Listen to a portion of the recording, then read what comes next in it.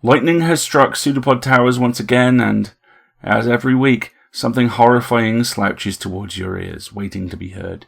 What follows is horror to the core. Proceed only if you wish to be disturbed as well as entertained. Hi folks, Alistair here. As you've probably heard us talk about, EA is in the middle of our first end-of-year fundraising campaign. We'll recap the details and ways you can help at the end of the episode. PseudoPod, episode 894, November 24th, 2023. This week's story, 13 Ways of Not Looking at a Blackbird by Gordon B. White. Narrated by Ellie Hirschman, audio production by Chelsea Davis. Hosted by Alistair Stewart. Hi folks, this is PseudoPod, the weekly horror podcast. This week's story is part of our 2023 Anthology and Collection Showcase and comes to you from Gordon B. White. It was originally published in the 2023 anthology No Trouble at All, edited by Alexis Dubon and Eric Raglan. Gordon is a Seattle-based author of horror and weird fiction, as well as a finalist for both the Shirley Jackson and Bram Stoker. His second short story collection, Gordon B. White is Creating Haunted Weird Horrors, was released by Trepidatio Publishing in October 2023, who should know that their name has instantly become one of my top 10 all-time favourite company names. A graduate of the Clarion West Writing Workshop, Gordon's stories, reviews and interviews have appeared in dozens of venues. You can find him online at gordonbwhite.com or on most social media as @GordonBWhite.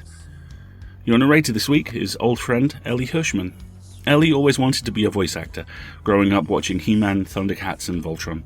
After recording several e-learning, scientific and marketing projects, Ellie discovered the world of audio podcasts, working with such groups as Darker Projects and Dream Realm Productions. Together with fellow actor David Alt, he started Cool Fool Productions, where they dramatized bad audio scripts with questionable results. He's currently still active in all EA podcasts, except Catscast. Don't worry, I'm sure that one's coming, and also appears semi-regularly on the No Sleep podcast. He doodles constantly but never saves the drawings and likes to paint with his kids, though the amount of paint they are willing to waste drives him batty. So, look in the mirror. No, closer than that. What's in there is true. 13 Ways of Not Looking at a Blackbird by Gordon B. White. Narrated by Ellie Hirschman. I am a baby boy, in the bathtub looking out past my mother as she cries and holds the already wet washcloth to her eyes, over her mouth. I am looking into the full-length mirror on the bathroom door. I see no one. I do not see my father. A severed hand floats in the air. Drops of blood fall to the floor, splattering out on both sides of the border between the linoleum and the carpet. No one says, "I've sinned again," as my mother cries. Our house is the one that looks perfect from the sidewalk. The siding is new. The eaves and trim are painted and bright. Gutters clean, lawn thick and green, picket fence as straight and white as teeth. The dogwoods bloom like big pink brains in the spring, and lavender and bee balm fill the yard with their scent in summer. Inside we have a door in the kitchen that doesn't lead anywhere. It has 3 silver locks, 3 like the bears in the story, a papa, a mama, and a baby, just like us. At night, after she's finished reading me fairy tales and has turned off my light, I lie in bed and listen to the family of locks in the door to nowhere, tumbling open and then back into place. The house shakes as heavy footsteps don't go downstairs.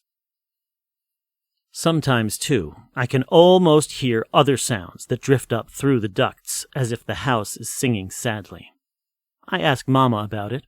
I get her to hold her breath and put her ear to the vents. She tells me that I can't hear anything, that there's nothing there. After that, I don't hear it anymore. Because Daddy works until all hours, Mama is the one who tells me how the world works. Even though she didn't get to go to school, her parents' house was filled with towers of books and old papers that seemed to grow from the piles of trash on the floor. She tells me that everything she knows from reading. I don't realize it until later, but she's closer to my age than Daddy's. I can ask her almost anything, how the flowers grow, how the TV works. Why is the sky blue? Did you know, she tells me, that hundreds of years ago, back in olden times, people didn't have a word for blue? I shake my head. And without a word for it, they couldn't see it. Not like we can. I mean, it was there, right? But it wasn't something they could make sense of. I can ask her almost anything, but only almost. The sting of her hand is like a hornet, and the red shape of it burns through my cheek. You don't ask about what he does, she says. You don't see nothing. You don't say nothing. Never, never, ever. You understand? Too stunned to cry, I nod. Good, she says. Good boys keep their mouths shut about business that ain't theirs. They don't talk about it, and they don't think about it. She shakes her head. Bad boys go to hell. I am in the kitchen, and it is dark. The clock radio says 12:47 in red numbers that glare like eyes from the counter. I waited until the light beneath Mama's door was off before sneaking down the hallway, each step seeming to find a new groaning board beneath the carpet. But I am now barefoot on the linoleum. I search the cabinets, trying not to make alarms of the pans and glass baking dishes, as I search for the marshmallow cereal I know Mama has hidden. I'm only allowed one bowl on Saturdays, but I want to feel the chalky sugar on my tongue. From behind the door to nowhere, I hear a crash. A thin gleam seeps from under the base of the heavy door, and there is a pounding that grows and grows behind it, as if rising from the empty ground beneath. The silver locks in the door tremble and shake, falling out of place.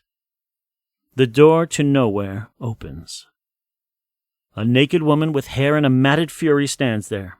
Blood drips from her fingers and mouth, black in the clock radio's red glow.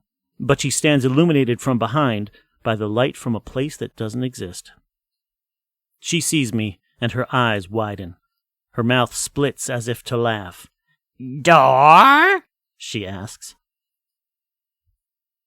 I point off down the front hall. She runs, bare feet smacking against linoleum, then wood. But now there is a howling, a storm rising from nowhere.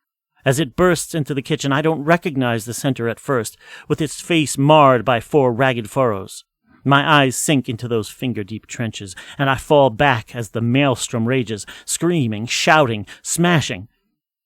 By now my mother is here too, and when she says his name, I realize the storm is my father. The angry face coalesces back into the one I know. As it does, the thunderhead and ferocious gale which shook the kitchen dissolve into a fog. I run back down the hall to my darkened bedroom. I am wrapped in a blanket and staring out the window for that naked woman, wondering if she's cold, when the red and blue sirens descend. The law doesn't know what to make of Mama. A dozen people think real hard about what she didn't do and didn't not do with no one, and then throw up their hands. The man in the black robe says she can go, but God help her. He shakes his head, says God help us all. I can go too because I'm so young, but part of it is that I have to talk with a lady once a week for what seems like forever. Mama tells me it's not a lie to say you don't remember if you really don't. So if I forget, I won't be a bad boy or a liar. Good boys don't talk about their fathers and mothers to strangers. Good boys don't say what they did or didn't see. Good boys don't say yes or no. They just say that they don't know. Sorry. We change our names from nothing to something. I was so small that even the internet doesn't know who I was when I wasn't. And we have to leave the house, of course, but we make a go of it. Mama works, I go to school, and we come right back afterwards to wherever we happen to be that week. Sometimes, though, when I look in the mirror, or in the empty TV screen, or the window at night, I see a face I don't recognize. Or more precisely, I don't. I ask Mama about it, but she says, never mind, it's nothing. It isn't that we never talk about it. In fact, Mama talks everything over with me again and again until I remember clearly the empty wheelbarrows being pushed out of the basement I didn't know we had. Until I remember garbage bags with nothing in them, carried out from freezers by men in masks and white paper suits. My memory of the old house is a field of yellow caution tape around empty holes between bushes of lavender and bee balm that nobody dug. Men and women kneeling beside them and covering their faces with their hands in front of nothing at all. My daddy is still alive. I ask about him sometimes, where he is, but the sting of Mama's hand is the reminder I don't often need. She'll never take me to see him, she says, because while she'll always love him, we need to move on. We stay with her parents for a while, Gammy and Pawpaw, but they look at us like strangers. I hear them lock their bedroom door at night, and Gammy would rather sit on the porch until Pawpaw gets home in the evening than be inside when just Mama and I are there. "But you must have known," Gammy says one night at dinner. "I didn't see anything," Mama says. "You must have guessed," Pawpaw says. "I mean, so many—" "I didn't see nothing." Mama slaps her hand against the table, rattling the silver. She stands but doesn't leave. "I told them all there was nothing to see." Pawpaw looks at me, squints. "What about you?" I look at Mama and she glares at me hard enough across the table that my cheek begins to blister in the shape of her palm. "No," I say, "nothing." "Not even that night? The one that got away?" I don't even need to look at Mama. I just shake my head and look at the chicken on my plate. Pawpaw spits on the floor by his boots. "Disgusting," he says. I look in the mirror and try to make sense of what I see, but I don't have a word for who or what that is. The context is missing. The parts are all there. Eyes, nose, lips, ears. They hover in an arrangement that should be recognizable, but the parts just don't connect. I feel like a Mr. Potato Head without the potato. In one of Pawpaw's towers of paper, I find an old library book on muscles and bones. The cover is like nothing I've seen before. A woman's face and neck and shoulder leaning over as if asleep, while the secret world of roads and rivers beneath the skin is opened up. It makes me feel heat and shame, but it comes to live beneath my bed. At night, I push against and peel back myself where I can, trying to figure out what I'm made of inside and out. Back in the mirror, I grow obsessed with the connective bits and parts in between, learning new terms for the parts of the strange face I see. Glabella, infraorbital furrow, infraorbital triangle, nasolabial furrow, philtrum, chin boss. In the fairy tales Mama used to read me, having the true names always seemed to be a kind of magic. And for a few moments as I point and name them in the mirror, I think that I can almost see how I fit together. But no. The longer I look, the more I realize the pieces are there, but something inside is missing. I say my name over and over as I stare my reflection in the eye, as if catching the goblin in darkness and calling out, "Rumpelstiltskin!" might bind him. But that's not my name. It's not either of them. I try to picture what is inside of me, but I have nothing. So many memories of nothing, and the things that no one did. I dream I am back in our old house. I'm in the kitchen, sitting at the table in front of a bowl of marshmallow cereal, but I can't find my hands to lift the spoon. As I'm sitting there, though, nothing begins to move around. The front door slams, but when I peer out, the hall is empty. The heavy clomp of approaching boots shakes the walls, and I want to cover my ears with my hands I can't find, but as the footsteps stamp around me in circles, I can see nothing. Frozen, I watch the refrigerator door open. A red and white can floats from inside, hisses as the tab is pulled, then pours out into thin air only to vanish. The cabinets swing open and closed, the faucet off and on, the knife drawer in and out. Then the crash of footsteps stops right beside me. Over the years with the lady from the court, I have become accustomed to the sensation of being held down and pinned open as if for examination, and that familiar weight comes to rest on me in the dream, even though no one is looking at me. The needles of it burn like Mama's slaps, but deeper and redder, piercing outward from somewhere within. Then, nothing ruffles my hair like a faithful dog and shuffles over towards the door to nowhere. The 3 locks obediently twist themselves over one by one. The door swings open on its own. A sudden crash of thunder and the kitchen is dark, as if the power went out. The only light comes from the doorway to nowhere. Another crash, but this time she is there. All I can see now is that woman who came up from nowhere. She's standing there, naked and angry, bleeding as if borne back from the nothing below, and my heart begins to race. There is something in me that is responding in a way I don't have words to describe. A wash of heat and shame and desire and anger all at once. I wake up, and the sheets are a mess. The look of repulsion on Mama's face when she does the laundry in the morning says everything. I still have the book on anatomy I stole from Pawpaw, and I laboriously study all the terms to try and understand the woman. All the folds of muscle, the deposits of fat and flaps of skin, a tree of bone decorated like Christmas in tinsel of nerves and veins. Naming the parts helps me feel steadier, more in control, at least while I'm awake. But I have the messy dreams again. Again. In a fit of shame, I cut the sheets into little pieces and throw them away, only to get caught a few days later stealing a replacement set from Kmart. They call Mama to come take me home, but she won't even speak to me. I want to tell someone, but I can't. I open my mouth real wide sometimes when I'm in bed, or when I'm at my new school, or even when I'm in the bathroom. I just open it and try to make a sound that would maybe trick the words into coming out, but it just curdles into the most sickening groan. The lady I'm made to talk to asks me what I remember. I tell her nothing. She asks me what I dream about. I tell her nothing. What do I want to tell her? About the nothing, nothing, nothing? But she only smiles and checks something off on her piece of paper. We meet less and less as the years go by, until by the time 8th grade is done, the lady says I'm doing just fine. She says we don't need to talk about it anymore. I can feel my body changing. My brain, too, squashed and pulled as the plates of my cranium shift.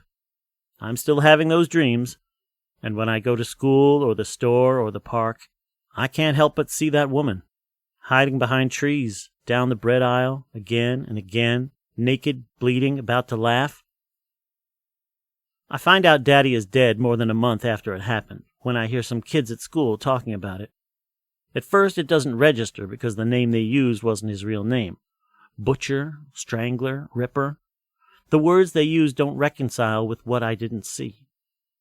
But as they keep talking, one of them says his name, the one I used to share with him before Mama and I changed it, and for a moment I'm a baby boy again. I'm in the house where we don't speak of things Daddy doesn't do. But there's a hole there in the house, a swirl of shadows that moves in and out of doors, through the halls, around me in the kitchen, a blank spot the size and approximate shape of my father, but one that bends light around until it slips by unnoticed. Did Mama and I talk so much around it that I became blind? Well, the other kids are talking about it now, saying the police had to dig up the backyard. They start listing out the pieces that were found and the ones that weren't. They're describing the tools, the basement behind the door with the 3 silver locks. I can almost see through that haze in my memory of the house. I can almost... The others say that one night one of the girls fought back. She got away, unlocked the door.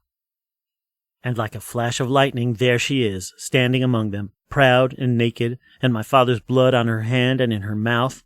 That same surge of desires and distress washes over me, making me hot and dizzy. But now I see clearly. I see that she's the one who took it all away from us. She's the one who talked, who is talking now, who... When the teachers finally pull me off the other students, they drag me to the principal's office. But first we stop at the boys' restroom, and they tell me to wash my face. I splash it, and I feel a sting, but looking into the mirror, I see nothing. There is nothing on my face or behind my eyes. I hear whispers from no one behind. The principal is yelling at me, demanding to know just who I think I am. What are my parents going to say? I can only laugh.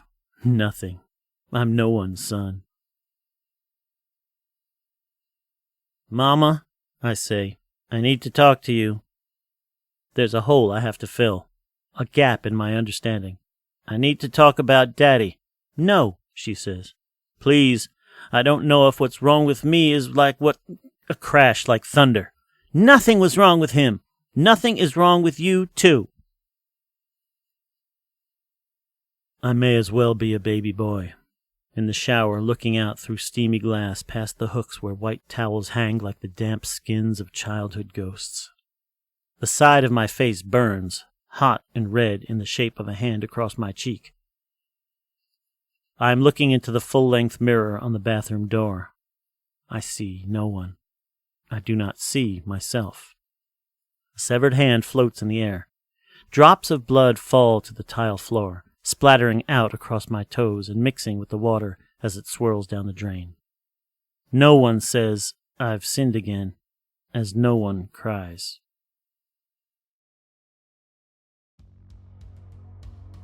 White locks us in the same prison as the lead, except we can see it before they can, and that does not help us at all. The idea of personifying absence, of making literal the spaces you've decided not to remember, is one of those uniquely simple, terrifying concepts that can haunt you like nothing else. Tied as it is here with the perspective of a child, it feels like the calls are coming from inside the room you're in. And you know they are. And you can't see who's making them. And it might be you. Absence is presence. Denial defines the shape of what you are refusing to see. The moment that haunts me is the woman from the basement. It is terrifying and oddly magical, weirdly funny and desperate, and it feels like as she runs, she is trailing the last vestiges of the child's life behind her, because what follows her is a storm shaped like a parent. A different kind of absence, but no less defined. An early line reads, "Bad boys go to hell." Good children are usually already there. They just can't let themselves see it. That's the real horror for me. That the extreme circumstances here are themselves an absence defined by trauma. This polite denial, this refusal to look the monster in the eye but to make sure there's a seat for it at the table, is, looked at one way, profoundly kind. Looked at another way, it's terrifying, enraging, abuse accepted. A life whose landscape is made of horror and blood, and that you pick your way across because that's all you know how to do. Keep calm, carry on with the invisible, inaudible as long as you can, following in lockstep. Trauma shapes us in ways we can't see until it's done. We don't have to stay in those shapes. We don't have to be absences in our own lives, reflectionless ghosts, waiting to come to ourselves when it's far, far too late. Yeah, this one's good. We rely on you to pay our authors, our narrators, and our crew, and to cover our costs. We're entirely donation funded, and this year that's changed in some really exciting ways, with becoming a registered US non-profit. We've launched our first end-of-year campaign to raise awareness about all the new ways you can help us out, including workplace giving, employer matching, donor-advised funds, and lots more. And if you pay taxes in the US, you might be able to claim a deduction. Check out the short metacast on escapeartists.net for more ideas and how to get in touch if you think of something else that's more meaningful to you. One-time donations? Fantastic. Gratefully received. But what really makes a difference is subscribing. Subscriptions get us stability and a reliable income we use to bring free and accessible audio fiction to the world.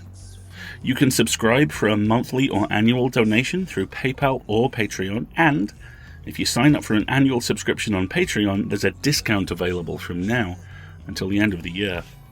Not only do you help us out immensely when you subscribe or donate, but you get access to a raft of bonus audio too.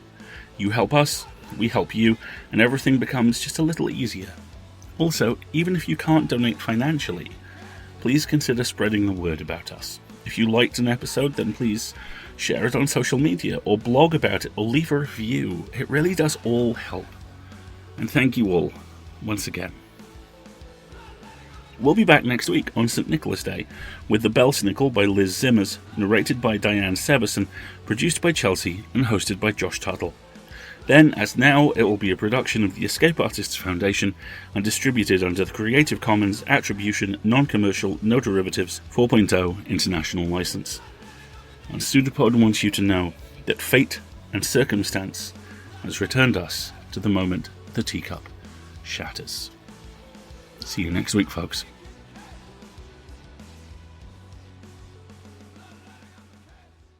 An arm appeared from nowhere on the shape, seemingly projected like the PseudoPod of a protozoan. It's a pseudopod. It's a big foot. It's all about podcasts these days.